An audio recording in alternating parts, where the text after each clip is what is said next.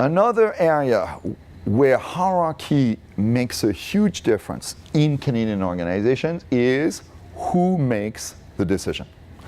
So if we look at the same decision, it will on average be made at a higher level in a hierarchical organization than in an egalitarian organization. So where it really comes to a head, for example, is I've worked with a number of joint ventures between organizations that are headquartered in different countries. And if you have a joint venture between an egalitarian organization and a hierarchical organization, quite often what happens is the leader of the team on the egalitarian side can make decisions that his or her counterpart on the hierarchical side will not be able to. He or she, that person will have to refer back to their hierarchy. And if the headquarters is in another country, then it creates a lot of delays, which creates a lot of frustration. So who makes the decision? In Canadian organizations, where it plays a huge role, it goes like this. We have a hierarchical employee reporting to an egalitarian manager. They will have different ideas as to who makes what decisions. So let's say that each arrow represents the range of decisions that each of them thinks he or she should make.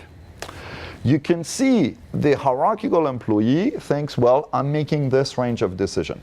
And the egalitarian manager thinks, well, this is the range of decisions I will make. You'll notice one thing. There is a gap. Some decisions will not be picked up by either.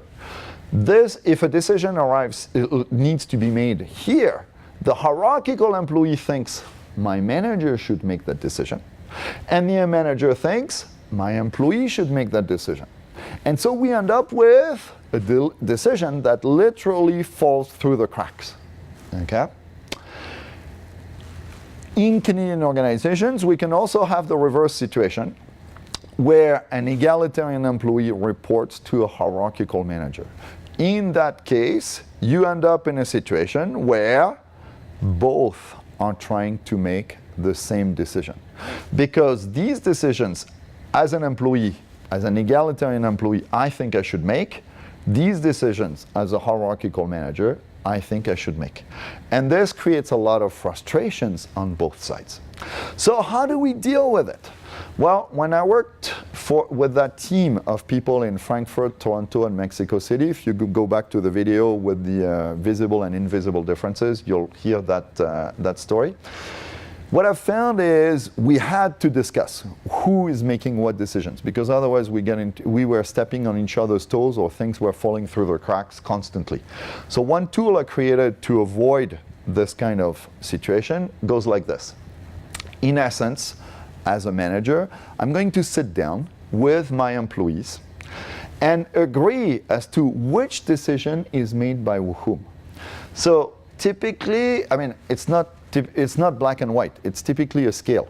So the question becomes, well, to what extent is the manager involved, and to what extent is the employee involved in making a particular decision? So I broke it down into 5 categories. Decisions that are made by the manager by himself or herself, decision made by the manager with input from the employee, joint decisions. So here it's 100-0, here it's 75-25, 50-50. Here we have decisions made by the employee, 75%, and checked by the manager, 25%.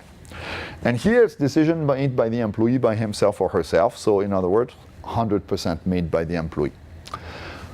So this tool I found was very helpful to flush differences between the German perspective, Canadian perspective, and Mexican perspective onto who makes what decision. For those of you who are familiar with situational leadership posits that as a manager, as a leader, I'm going to change my managerial or leadership style based on 2 variables. One is the ability of the person I'm trying to lead, and 2 is their motivation. Well, think of hierarchy as a 3rd dimension that need to be taken into consideration when you manage people. And so, what does it look like? Well, in Canada, decisions that are commonly made by the manager by himself or herself would be something like a promotion or a raise, or when you're on a performance improvement plan, whether you succeed or not to get out of it, that will be the decision will be made by your manager. Budget. You're not in the room in most cases in Canada when people decide how much of a raise you're going to get. Decisions that will be made by the manager upon recommendation from the employee might be workload, direction of a project, performance evaluation. It's very common in Canada for employees to write the first draft of their performance evaluation. Joint decisions might be training. Some training is mandatory because of, every year we have to do, for example, money laundering training in banks, but at the same time, other training is optional, and this will be quite often a discussion between employee and manager. Decisions that will be quite often made by the employee but run by the manager would be vacation. I want to go to take the first week of August for vacation, but let's make sure the whole department is not on vacation that week. And finally, routine tasks will be decided by the employee by themselves. So this tool, in my experience, it probably takes about 30 minutes for the average employee and manager to go through this tool. And what I've found is it flushes out a lot of differences, because you don't want a decision that the manager thinks that, I make it by myself, and the employee thinks, no, I will make a recommendation, and I'll kind of do it and then run it by you. That would create a lot of tension between employee and manager.